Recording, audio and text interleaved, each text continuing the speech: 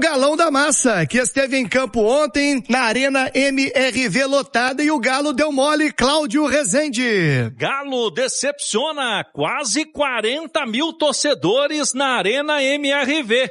E decisão de vaga na Copa do Brasil fica para Caxias do Sul, terça-feira. Vamos trazer o comentário do Alexandre Simões deste empate do Atlético contra a equipe do Juventude ontem na Arena MRV, que estava lotada e o Atlético não conseguiu fazer o seu dever de casa. Chega pra roda. Bom dia pra você, Alexandre Simões. É isso aí, Fabrício. O Galo não fez o dever de casa ontem à noite aqui na Arena MRV. Eu pedi o Minda e o Coelho. Eles entraram meio afoitos no jogo, tiveram até cada um uma boa oportunidade, puxando um contra-ataque, e os dois tomaram a mesma decisão e equivocado. Tinha alguém do lado esquerdo, melhor posicionado, em melhor condições, para dar sequência ou até para finalizar, resolveram bater pro gol. E não foi o correto. Da turma da frente que entrou, acho que o Igor Gomes foi o melhor e o destaque muito mais pela bola parada, acertou o travessão do Jandrei, cobrou aquele escanteio que o Coelho desviou de cabeça e quase marca já no finalzinho, e teve algumas outras boas ações assim, sofreu uma falta interessante, talvez foi o melhor jogador de frente. O Preciado foi para recompor aqui no Natanael, teve pouca oportunidade, mas a segunda etapa preocupou, porque o Juventude foi dominante em relação ao Atlético, criou muito mais, levou muito mais perigo, nada assim de excepcional. Talvez o mais perigoso tenha sido numa falta também, cobrada pelo lateral esquerdo, né? O bom Patrick Lanza, bom jogador. Prestado pelo São Paulo. Pelo São Paulo? É. Isso, bom jogador, bateu uma falta ali que levou muito perigo ao gol do Everson. E isso, o MP... camisa 10, garoto de 25 anos, muito bom jogador, a bola caía nele, muita classe, muita categoria. Quer dizer, o Juventude dominou e a gente passou essa questão da posse da bola, que não é determinante, né? Já dizia o Renato Gaúcho, né? Ele tem toda uma tese, tá correto. Leonardo Jardim também tem essa tese, não é o determinante pro jogo. Mas, de toda forma, o Juventude, que terminou a primeira etapa com o Atlético ficando com a bola 2/3 do tempo, os números finais do jogo, somando primeira e segunda etapa, deu 53% do Atlético e 47% do Juventude. Quer dizer, o time gaúcho na segunda etapa ficou muito mais com a bola, como o Vini destacou. Não que isso seja determinante, mas foi uma mudança significativa do que a gente viu na primeira etapa, e nem aquele sufoco que o Galo conseguiu dar em determinados momentos do primeiro tempo, principalmente até os 30 minutos, deu na segunda etapa. No finalzinho ali esboçou, mas nada demais, nada que incomodasse muito o time do Juventude, e vai ter que decidir na Serra Gaúcha, onde não é fácil, sem a vantagem. Sem a vantagem. É um 0-0. Acho até que o empate é muito mais do Atlético do que do Juventude. Quando a gente analisa os dois goleiros, o Everson é um especialista em disputas de pênalti e faz a diferença pro Galo. É só a gente pegar o histórico dele, por mais que o Galo tenha perdido a final da Sul-Americana pro Lanús nos pênaltis, mas o Galo ganha muito mais disputas de pênaltis do que perde com o Everson no gol ou até fazendo a cobrança dele. Inclusive chegou a essa fase assim, batendo o Ceará na disputa de pênalti. Mas não foi um jogo bom. Por mais que o Juventude venha em ritmo de jogo e o Galo viva um início um reinício de temporada ou início, porque a parada foi muito longa, mas a diferença técnica dos dois times é significativa, tanto que um está na Série A, o outro está na Série B, por mais que seja o segundo colocado, e o Juventude não tem o recurso financeiro, o recurso técnico que o Atlético tem. Então quer dizer, o Galo que fez um jogo igual contra o Bahia, que tem uma equipe equivalente ao Galo, teve uma belíssima estratégia contra o Palmeiras. A expectativa era de um crescimento de produção e de resultado hoje contra o Juventude, mas dá um passo atrás, porque decepciona a torcida e decepciona na entrega que teve. Não teve assim, tirando a bola na trave do Igor Gomes, uma cabeçada do Coelho, uma outra do Cassierra ali, mas não chegou a ter aquele vai sair o gol, defesa milagrosa do Jandrei, nada disso. E tem um ponto, né, que a gente não pode deixar de destacar, é que nesses confrontos de mata-mata, o aspecto emocional conta muito. É diferente do jogo do ponto corrido. Por mais que todo mundo queira vencer, mas no jogo do mata-mata tem aquele componente do saldo de gols, tem o componente da obrigação de fazer vantagem em casa para poder decidir fora, embora contra o Bragantino jogue a primeira partida lá em Bragança Paulista, porque o Galo vem direto da Sul-Americana e o Bragantino teve que jogar um play-off, mas de toda forma é sim uma mensagem ruim para confrontos que já acontecem logo depois de o Galo decidir com o Juventude, terça lá em Caxias do Sul. Tomara que o Galo consiga a vaga, consiga reverter essa história e ganhe moral para poder encarar o time de Bragança Paulista. Nem pareceu, né, na verdade, que era um time da segunda divisão. O Atlético conseguiu fazer uma partida, principalmente um segundo tempo, bem ruim, um resultado justíssimo. Hoje esse resultado 0-0 é justíssimo, porque o Atlético teve chances, o Juventude também teve chances, e como o Atlético não foi competente para poder fazer um golzinho dentro de casa, desculpa, não merece a vitória. Para mim não teve roubo, não teve nada, o pênalti lá do Natanael no primeiro tempo é discutível, mas para mim nem foi, acho que ele se jogou. Então assim, Big Bro, comentário aí, mas o Atlético hoje ficou devendo e muito. A gente viu uma vitória espetacular contra o Palmeiras, chega em casa contra o Juventude e um futebol, uma apresentação fraca dessa, é para deixar o torcedor bem preocupado de novo, né? O Atlético não conseguiu agredir o Juventude. E se a gente pegar a campanha do Juventude na Série B, em 9 jogos fora de casa, o Juventude tem 4 derrotas.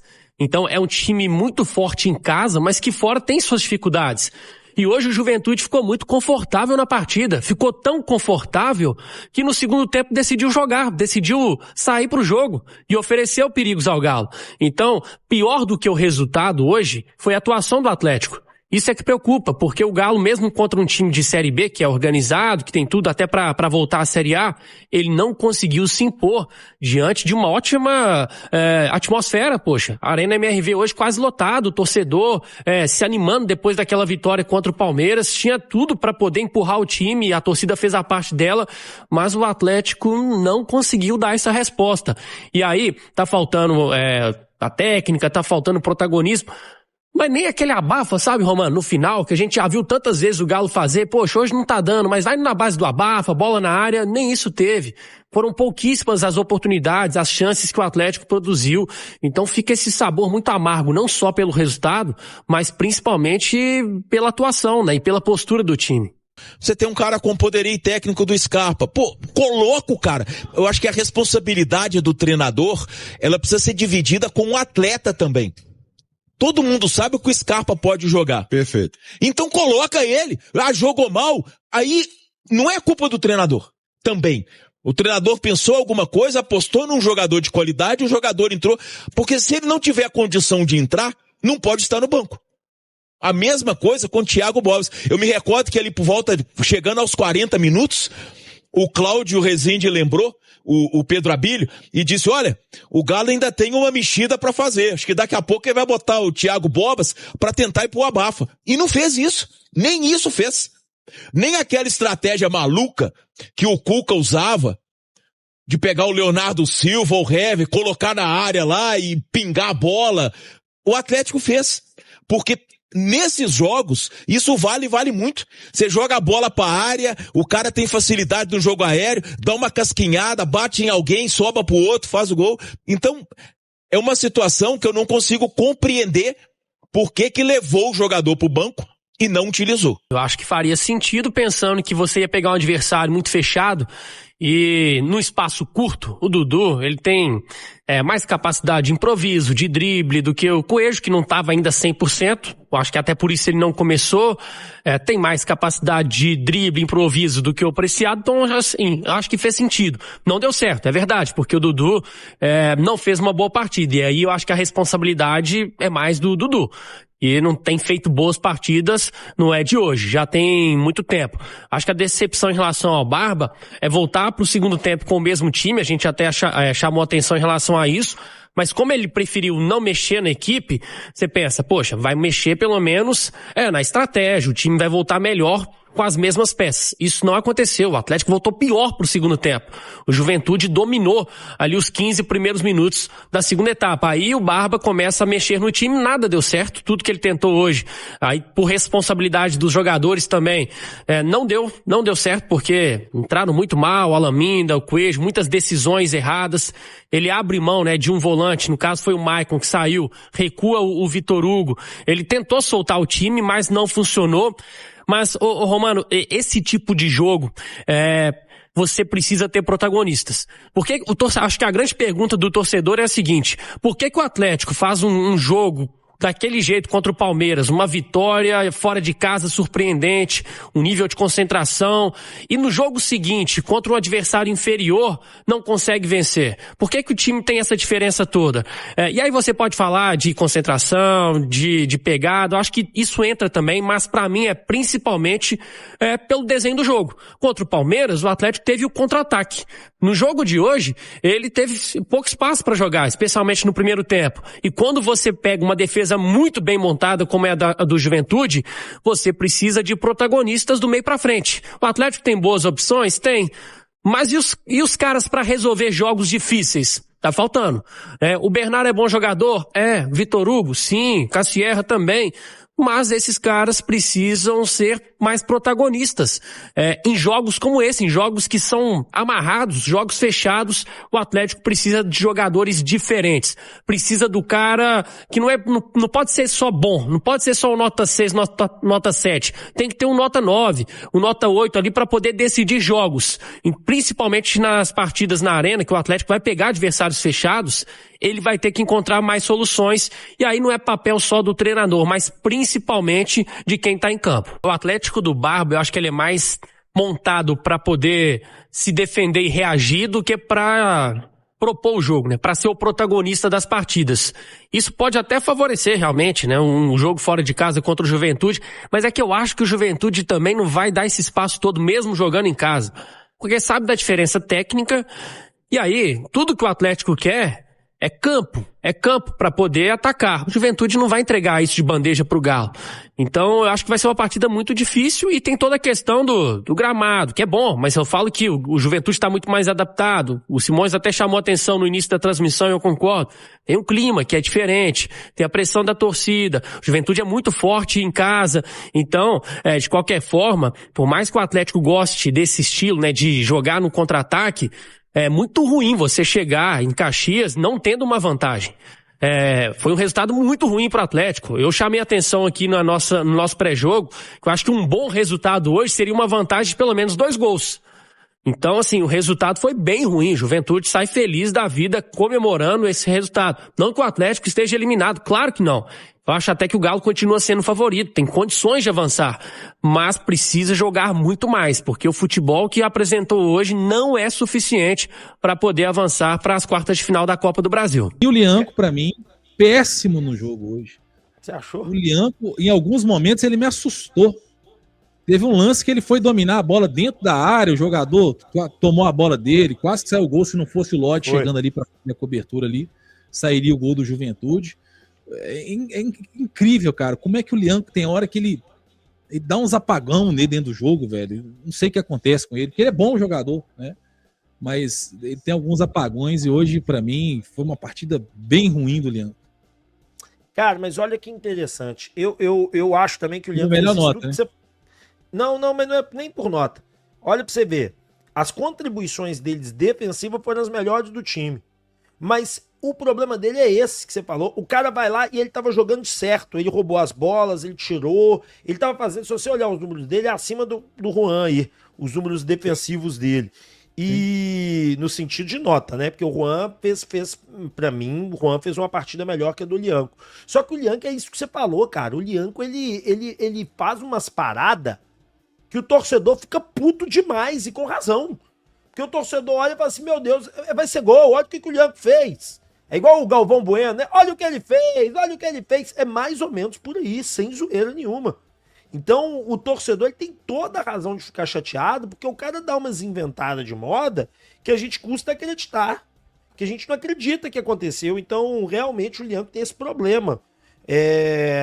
Eu concordo com você. Zagueiro tem que ser seguro, cara.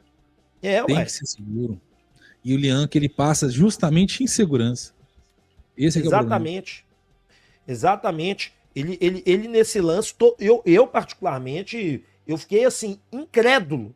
Que ele tentou matar no peito, não foi? Foi esse lance, não foi? Que ele tentou matar no peito, né? Pra sair jogando dentro da grande área, pô. O Beto falou um negócio na transmissão e é verdade, ele acha que ele é o Baresi. Ele acha que ele é muito mais do que ele é. E esse talvez seja o maior erro do Lianco. Então, assim, me incomodou bastante também. Concordo com você e fiquei bem preocupado com esse tipo de lance dele. Fala, massa, muito bom dia, finalizando aqui mais um vídeo do canal. Espero que vocês tenham aí pelo menos curtido aí as análises trazidas aqui nesse vídeo. Deixa o seu comentário aí, tá bom? Muito importante, e seu like antes de sair do vídeo para dar aquela força pro canal. Quero desejar boas-vindas para quem tá chegando agora nesse canal do Galão da Massa, tá? Eterno Galo News. Deixa o meu convite para você estar aí se inscrevendo, ativa o sininho de notificação, porque aqui tem notícia todos os dias, tá bom? Assim você não fica de fora de nada que sai aqui no canal. E também pedimos o seu like, que o seu like ajuda demais o canal a continuar crescendo, tá bom? Fiquem à vontade aí para estar deixando a opinião de vocês em relação aí à partida de ontem. Deixa aí o seu comentário, o que você achou primeiramente das análises trazidas aqui nesse vídeo. E para quem assistiu a partida de ontem, deixa uma breve análise de vocês, pessoal, aqui pra gente. O que vocês acharam da partida? Particularmente, na minha opinião, sem uma opinião breve aqui, é que para mim o Atlético, assim, ele não jogou mal, só não teve gol.